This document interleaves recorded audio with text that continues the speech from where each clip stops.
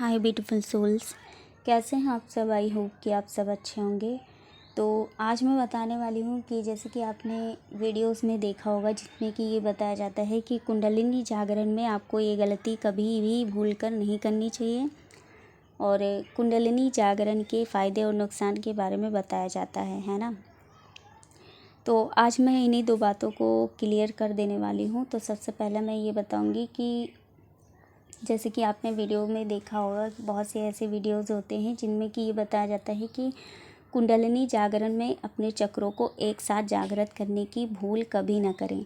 तो आपको यही बताया जाता है कि आपको ये गलती नहीं करनी चाहिए। तो उनका कहने का मतलब है कि यही आपको गलती बताते हैं कि कुंडलिनी जागरण में अपने चक्रों को एक साथ जागृत करने की भूल कभी ना करें, क्योंकि इनसे मिलने वाली शक्तियों को एक साथ संभाल पाना बहुत मुश्किल होता है।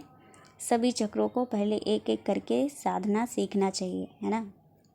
तो ये बताया जाता है अन्य वीडियोस में, आपने देखा होगा ऐसा, जो कि पूरी तरह से गलत है। ऐसा कुछ नहीं होता है। तो होता ये है कि जब आप ध्यान साधना के माध्यम के द्वारा अपने चक्रों को जागृत करने का प्रयास करते हैं तो कभी भी आप अपने एक एक चक्र को संतुलित कर ही नहीं पाएंगे, क्योंकि होता ये है कि हमारे जो सभी चक्र हैं एक दूसरे चक्र से कनेक्ट हैं, उनसे जुड़े हुए सभी इमोशन से एक दूसरे से कनेक्ट हैं, जो कि एक दूसरे चक्र को संतुलित करने और असंतुलित में सभी चक्र एक दूसरे पर गहरा प्रभाव डालते हैं।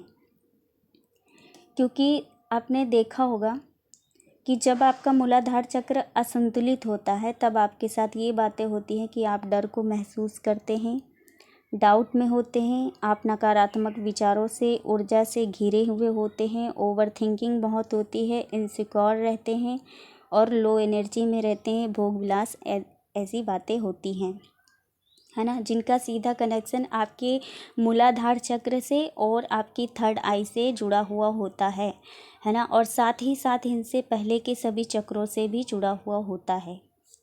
देखिए, जो over thinking, doubt, negative thoughts, fear, ये सभी बातें होती हैं जो कि आपकी थर्ड आई असंतुलित होने को दिखाती है ना।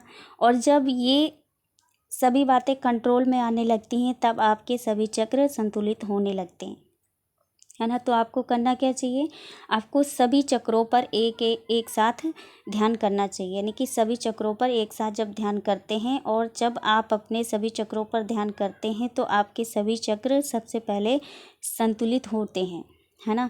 यानी कि संतुलित होने का मतलब ये है कि जो नेगेटिव एनर्जी और नेगेटिव इमोशंस के द्वारा आप घिरे हुए थे, बंधे हुए थे, तो वो सभी नेगेटिव एनर्जी और नेगेटिव इमोशंस पहले रिलीज़ होने लगते हैं, ख़त्म होने लगती हैं। उसके बाद आप अपने एक एक चक्र के खुलने का अनुभव कर पाते हैं, वास्तविकता का ज्ञान प्राप्त कर पाते हैं, जान पाते हैं, है ना। तो ये बातें होती हैं। और जब तक आपके अंदर किसी भी चक्र से संबंधित नेगेटिव एनर्जी, नेगेटिव इमोशंस होते हैं तब तक आपका कोई भी चक्र जागृत नहीं होता है और आप उस चक्र के जागृत होने का अनुभव भी नहीं कर पाते हैं। तो ऐसी बातें होती हैं। इसलिए आपको सभी चक्रों पर एक साथ काम करना चाहिए, ध्यान करना चाहिए। तो सभी चक्रों पर एक साथ काम करके आप नेगेटिव एनर्जी से, नेगेटिव इमोशन से मुक्त होते हैं। बाद में आप वास्तविकता तक पहुंच पाते हैं। तो यहाँ पर आपने क्या समझा कि भले ही आप सभी चक्रों पर एक साथ ध्यान करें, रोजाना करें ध्यान, है ना, लेकिन आपके चक्र एक एक करके ही जागृत होते हैं, एक साथ जागृत नहीं होते हैं। तो एक साथ इसीलिए नहीं जागृत होते हैं क्योंकि इससे मिलने वाला जो अनुभव है और वास्तविकता का ज्ञान है, आप एक ही दिन में तो कोई भी व्यक्ति नहीं सीख पाएगा, कोई भी व्यक्ति नहीं सीख पाता है और किसी को भी एक ही दिन में ये सभी ज्ञान नहीं मिल जाता है ना।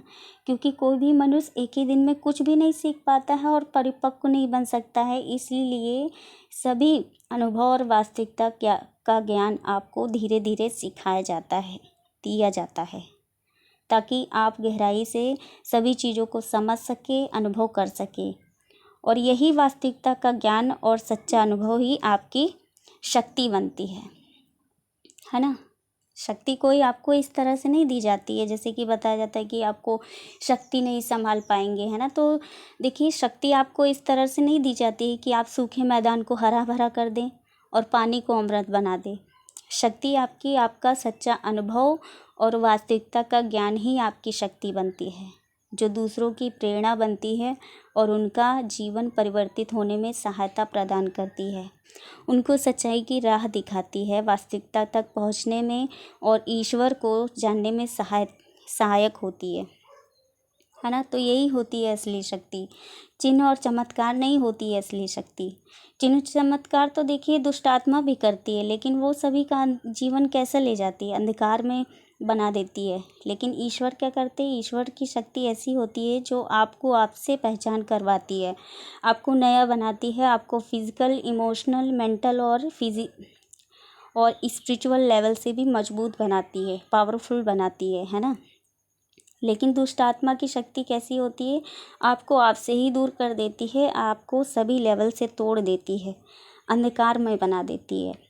और ईश्वर की शक्ति आपको बुद्धिमान बनाती है और इस काबिल बनाती है कि आप स्वयं सभी चीज़ों को करने में सक्षम बन सके, है ना। तो ये चीज़ें होती हैं। लेकिन दुष्ट आत्मा की शक्ति आपको किसी भी लायक नहीं छोड़ती, किसी लायक नहीं छोड़ती है, और वह चाहती है कि आप हमेशा उस पर निर्भर रहें और उसके सामने गिड़गिड़ाते रहें, है ना। तो ये सभी चीज़ें होती हैं। फ़िलहाल तो मैंने इतना थोड़ा सा और बढ़ा के बता दिया है कि आपको नेगेटिव और पॉजिटिव एनर्जी में भी अंतर पता हो सके, है ना, इसलिए ऐसी चीज़ें होती हैं। तो दूसरा पॉइंट ये है कि जैसे कि बताया जाता है कि जैसे मैंने बताया था कि कुंडलिनी जागरण के फ़ायदे और नुकसान के बारे में भी बताया जाता है ना। और तो नुकसान क्या बताया जाता है आपको, कि नुकसान ये होता है कि जब आप कुंडलिनी जागरण करते हैं तो आपको नुकसान भी हो सकता है कि आपको मानसिक संतुलन आपका बिगड़ सकता है, और आपको ये चीज़ें होती हैं कि आपका मानसिक संतुलन तो बिगड़ता ही है, आप भ्रम में रहते हैं, है ना। तो ये चीज़ें बताई जाती हैं। तो वैसे तो मैंने इस चीज़ के लिए वीडियो बना रखा है, आप मेरा ये वीडियो देख लीजिएगा, ये वाला वीडियो कि कुंडलिनी शक्ति कब जागृत होती है, तो आपको क्लैरिटी मिलेगी, आपको पता चल जाएगा कि ये सारी चीज़ें कब होती हैं और कुंडलिनी शक्ति कब जागृत होती है, तो आपको क्लैरिटी मिल जाएगी, है ना। तो ऐसा कुछ नहीं होता है। दूसरी बात ये है कि जब आपकी कुंडलिनी शक्ति जब जागृत हो ही जाएगी तो आपका मानसिक संतुलन बिगड़ना, भ्रम का होना, ये सभी चीज़ों का तो अंत ही हो जाएगा ना, ये सभी चीज़ें होंगी ही नहीं, है ना। यानी कि कुंडलिनी जागरण का मतलब ये नहीं होता है कि आपको भ्रम में, यानी कि आप क्या होते हैं कि भ्रम से मुक्त हो जाते हैं, सभी भ्रम से, सभी अंधकार में चीज़ों से, यानी सभी नेगेटिव एनर्जी से आप मुक्त हो जाते हैं, आप ईश्वर में लीन हो जाते हैं, आप ईश्वर से जुड़ जाते हैं, है ना। ये चीज़ें होती हैं। तो ऐसी चीज़ें होती हैं। तो आपको क्लैरिटी के लिए ये वीडियो ज़रूर देखना चाहिए कि कुंडलिनी शक्ति कब जागृत होती है, जिसका लिंक मैं डिस्क्रिप्शन बॉक्स में डाल दूँगी, आप देख लीजिएगा। तो आई होप कि ये वीडियो आपके लिए हेल्पफुल रहेगी। मिलते हैं नेक्स्ट वीडियो में। आप अपना ध्यान रखिए, खुश रहिए, स्वस्थ रहिए। God bless you all, love you all, thank you so much.